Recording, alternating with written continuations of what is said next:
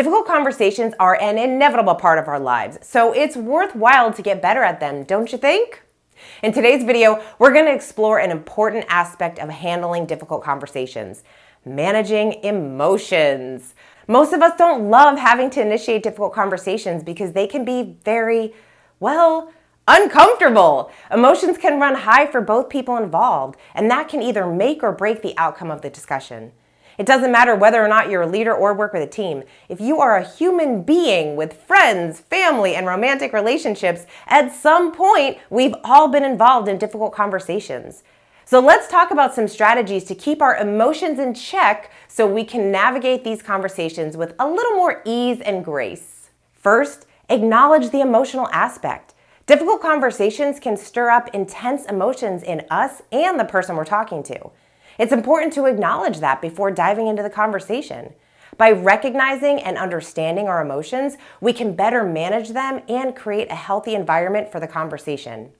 For example, if you lead a team and you need to have a conversation with someone about their performance, start by acknowledging that the conversation you're about to have may be a little uncomfortable. Obviously, both of you would prefer that everything was fine and that you didn't have to have the conversation, but since there is an issue, this conversation needs to happen in order for you to get back on track. It's also important to let them know that the purpose of the conversation is to have a positive outcome and create a plan to move forward. As leaders, it's our job to help our people grow and get better. We need to create an environment of trust and growth. Second, stay calm. When emotions run high, it's easy to get caught up in the heat of the moment. It's easy to become reactive instead of remaining calm and allowing the conversation to flow. Being reactive makes it harder to achieve a positive outcome.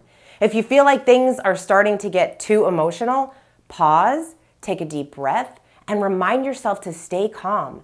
Don't raise your voice and think before speaking.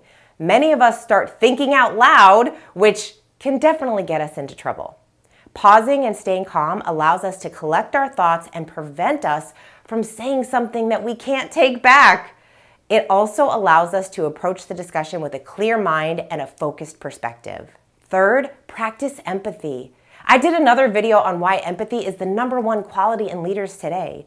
Being able to put ourselves in another person's shoes and trying to understand their perspective is an important skill to enhance our relationships and build our leadership skills. Whether a team member, friend, or significant other, when we aren't communicating enough, expectations someone doesn't even know is there aren't met, which causes frustration on both sides. By showing empathy when we talk about these expectations, we create a safe space for the other person to open up, which can lead to a more constructive dialogue. Next, avoid being defensive. This is why it's so important for us to stay calm. Defensiveness blocks effective communication and prevents us from truly understanding each other. Instead, strive to listen actively and validate the other person's feelings, even if you disagree with their viewpoint. People deserve to be heard and want to feel understood. This approach fosters trust and promotes a more productive exchange of ideas.